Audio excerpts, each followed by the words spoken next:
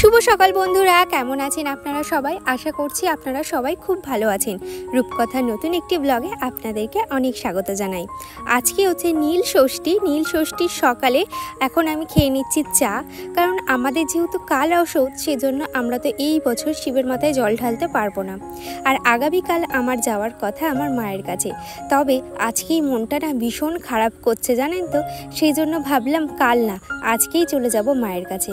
আর এই 9টা বছর কিন্তু আমি এখানেই চড়কটা কাটিয়েছি, তো ভাবলাম এবার আমি আমার বাবার বাড়িতে গিয়ে মা বাবার সাথে চড়কটা কাটাবো। সেই জন্য সকাল সকাল আমি ঘরের যা টুকিটাকি কাজ আছে সেগুলোকে কমপ্লিট করে নিচ্ছি। সকালবেলা দেখলাম হাজব্যান্ড পনির নিয়ে এসছে, তো শাশুড়িমা বললো আজকে রান্না বান্নাটা শাশুড়িমা করে নেবে। তো ভাবলাম এই সময় আমি ঘরের যা কাজ আছে, ঘর মোছা ক্লিনিং যা যা আছে সেগুলো করে যাই। আর এই 2-4 দিন আমি যেহেতু থাকছি না, আমি হাজব্যান্ডকে বারবার করে বলেছি যে গাছগুলোতে যেন একটু জল দিয়ে দেয়। তো আমি সেইভাবে প্রস্তুতি নিয়ে ওকে রাজি করিয়ে তারপরে কিন্তু আমি বেরোনোর সিদ্ধান্ত নিয়েছি, কারণ গাছগুলো আমার কাছে প্রচণ্ড প্রিয় একটা জিনিস।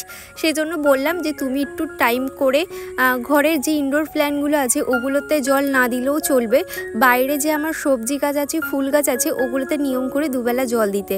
এখন যা কড়া রোদ পড়ছে, দুবেলা জল না দিলে একদমই হবে না। গতকাল কিছু জামা কাপড় আমি আয়রন করেছিলাম, তো সেগুলো ভাবলাম আলমারিতে তুলে রেখেই যাই। আর ঘরের যা টুকিটাকি কাজ আছে আমি ভাবলাম কমপ্লিট করে রেখেই তারপরে যাব। এই যেমন টেবিলটা মোছা, আলমারিটা মোছা, খাটটা মোছা, এগুলো করে রেখে গেলেও না বাড়িতে এসে একটা ফ্রেশ ভাব লাগবে। আর আমি যখন বাড়িতে আসবো তখন কিন্তু আমার প্রচুর কাজ থাকে, তবুও মনে হয় যে আমি ঘরদোরগুলো ক্লিন করে রেখেই তাই যেতে পারলাম। যাই হোক, ওদিকে শাশুড়ি মা রান্নাটা বসিয়ে দিয়েছে, যেহেতু আমি থাকবো না, হেল্প করার কেউ নেই, সেজন্য ভাবলাম যে রান্নাটা আগে করে নিলেই আমি টুকটাক যা বাসন আছে সেগুলোকে মেজে দিয়ে চলে যেতে পারবো।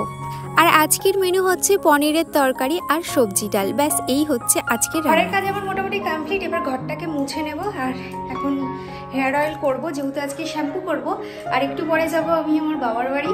তো ভীষণ আনন্দ হচ্ছে, প্রত্যেক বছর চড়কটা তো এখানেই কাটায়, ধরো 9টা বছর চড়ক আমি এখানেই কাটিয়েছি। তো ভাবলাম এবছর চড়কটা আমি আমার মা বাবার সাথে কাটাবো। আর মামারও খুব ভালো লাগবে তার মামার বাড়ির চড়কটা দেখে। তো চলুন দেখতে থাকুন আজকে পুরো ব্লগটা। আই হোপ আজকের পুরো ভিডিওটা আপনাদের খুব ভালো লাগবে। চলুন আগে হেয়ার অয়েলটা করে নিই, তারপরে ওপরের ঘরটা মুছবো, দেন নিচের ঘরটা মুছে নেবো। আর সাথে যা টুকটাক কাজ আছে সেগুলোকেও কমপ্লিট করবো। আগের দিন আমার মা আসছিল, আর জানেন তো আমার হেয়ার অয়েল থেকে মাকে না এক শেষে হেয়ার অয়েল আমি দিয়ে দিয়েছি। মাকে বলেছি তুমি রোজ অ্যাপ্লাই করবে, দেখবে পাকা চুল একদমই থাকবে না এবং সাথে নতুন চুল গজাবে। তো মা বলছে সত্যি মানু ভীষণ উপকার পেয়েছি হেয়ার অয়েলটা মেখে। আর এই হেয়ার অয়েলটা না শেষও হয়ে গেছে, যখন আবার নতুন করে বানাবো আপনাদের সাথে অবশ্যই শেয়ার করব। নিচের ঘরটা আমার মোছা হয়ে গেছে, এবার উপরের ঘরটা মুছে রেখে তারপরে যাব। আর খুব ভালোভাবে মুছে রাখছি, কারণ এই কটা দিন কিন্তু উপরের ঘরে ঝাঁটও পড়বে না আর মোছাও হবে না। যদিও বা হাজব্যান্ডকে বলেছি যে উপরের ঘরটা না মুছো, একটু ঝাঁটঝুট দিয়ে রাখার জন্য, কি করে।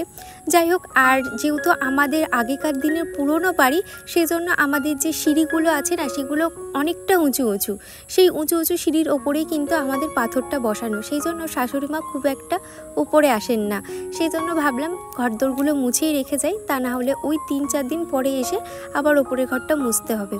আর এই যে গাছটা দেখছেন তো, গাছের গোড়াটা একদমই পচে গেছে, সেজন্য ভাবলাম একটু রোদে রাখি, রোদে রাখলে যদি মাটিটা শুকায় তাহলে হয়তো গাছটা বেঁচে যেতে পারে। তো এখানে আমার ঘরদোর মোছা প্রায় কমপ্লিট, এবার সিঁড়িটাকে মুছে নেব, তারপরে যাব নিচে। আগে মাম্মামকে রেডি করব, তারপরে আমি রেডি হব। আর এই সাইডে যে গাছটা আছে, এই গাছটাতে আমি অল্প জল দিতাম, সেই জন্য দেখুন এই গাছটা কি সুন্দরভাবে বেড়ে উঠেছে।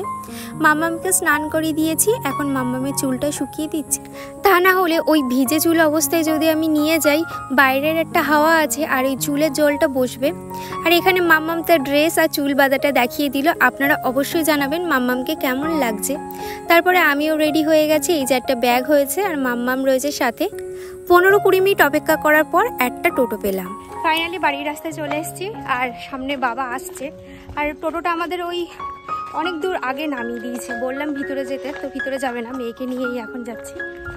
চলুন দেখতে থাকুন। তাই টোটো ঢুকতেই ভয় পাই, রাস্তার যা অবস্থা।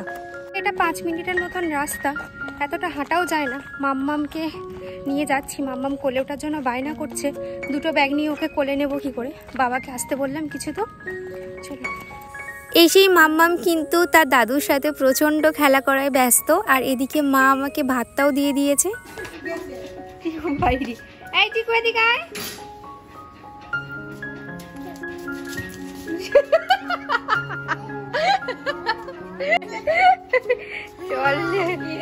চলো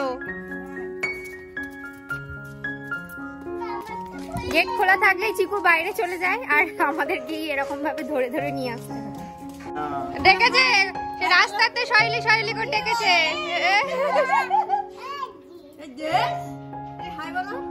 কাকা হাই বলে দাও আমার ব্লগে। এইদিকে এইদিকে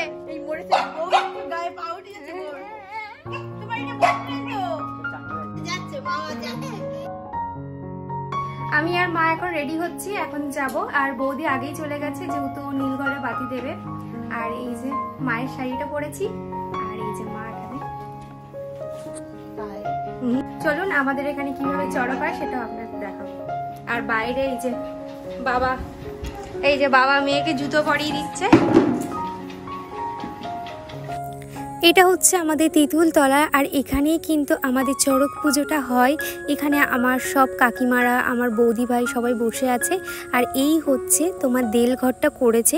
আর এখানে দেখো মাম্মাম কিন্তু দাদুর কোলে ভীষণ মজায় আছে। আর আমি মায়ের থান থেকে একটু প্রণাম করে আপনাদের সাথে শেয়ার করলাম মায়ের থানটা।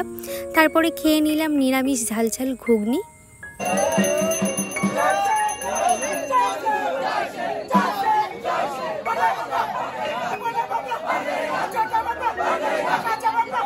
বহু বছর পর জানেন তো আমি এইভাবে আমার বাড়ির পাশে চড়কটা দেখছি। আর ছোটবেলায় আমি আমার বান্ধবী এই চড়কেই কিন্তু হাত ধরে ঘুরে বেড়াতাম। ও যেহেতু আসেনি, এবার চড়কটা যেন ফাঁকা ফাঁকাই লাগছে।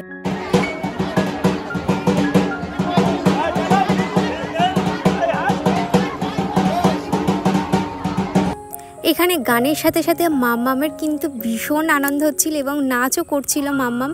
ও জাস্ট ফাটিয়ে মজা করেছে। তাহলে চলুন আজকের মতন ব্লগটা এত দূরই, টাটা।